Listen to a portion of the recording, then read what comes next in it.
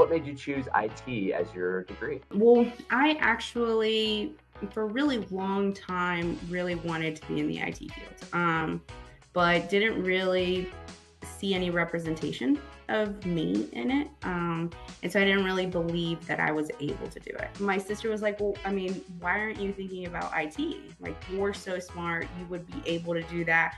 You're creative, you think in that way. That's definitely something that you could do. And the fact that she had that confidence in me kind of just made me go forth with it. With my current job, they started me being kind of consultant on their software, and I had to learn everything about their software. And so everything was just kind of like leading me into this. I have loved every single part of it, and it is so much fun just to be like at that computer and just like clacking away, you know? So I do really, really like it. You had shared that in your application that you're the official like IT interim support at every company you've ever worked with, because you have a natural knack obviously for it. But what would a degree, how would that change that interim title and make it something more permanent for you? At this company that I'm currently working at, what it would allow for me to do to have the degree is to actually set up a department for it. Because right now we don't have a department, we use an outsource for it.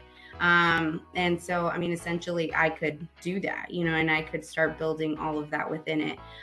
One of the things that I'm currently looking into with them is the web design, and then also integrating an app for it. So hopefully that can be something that we can do here in the next couple of years. What does family mean to you when it comes to going after this degree, and specifically your relationship even with your son, and what that looks like as setting an example for him? There has always been this expectation within my family. We've always been very strong. We've always been very, you know, there's this saying in Spanish that my dad uses all the time, and it says, échale ganas. And I apologize for getting emotional. But it's just, they've always pushed really hard to get you to be where you need to be. And for a time, I did not allow for that push to motivate me.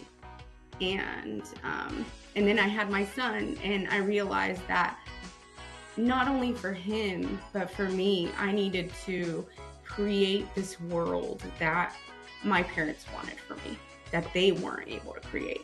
The other day, we were walking back from one of his soccer games, and he said, you know, one of my friends said that anybody can be a millionaire.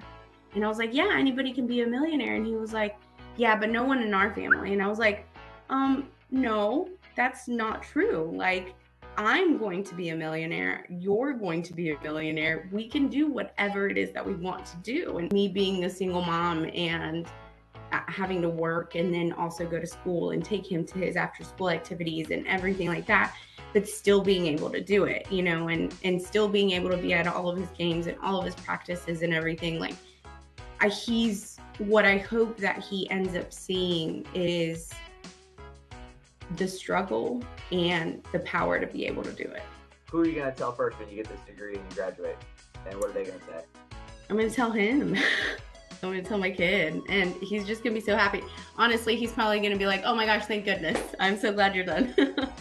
but I'm definitely going to tell him first, because he's awesome. I mean, I have been having to wake up at like 3 or 4 o'clock in the morning every day, and, you know, do all of this stuff. And for a time I commuted to work, which was an hour and a half to work each day. So he would have to wake up at 5 o'clock in the morning so that I could take him to my parents' house and everything. And even now he wakes up at 5 o'clock in the morning just because his body's used to it now, you know? And so he's right there with me with the sacrifice and the struggle and everything, you know? So he's definitely the person that I'm going to tell first, for sure.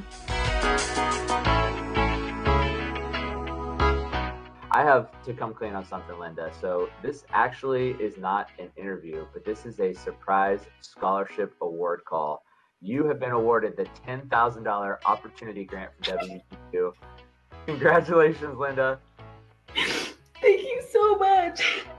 I really thought it was just an interview, and I was like, I was very hopeful. I prayed. I asked my family to pray. I just got off the phone with my sister just for some words of encouragement. Oh my gosh. Well, go tell them the good news, Lynda.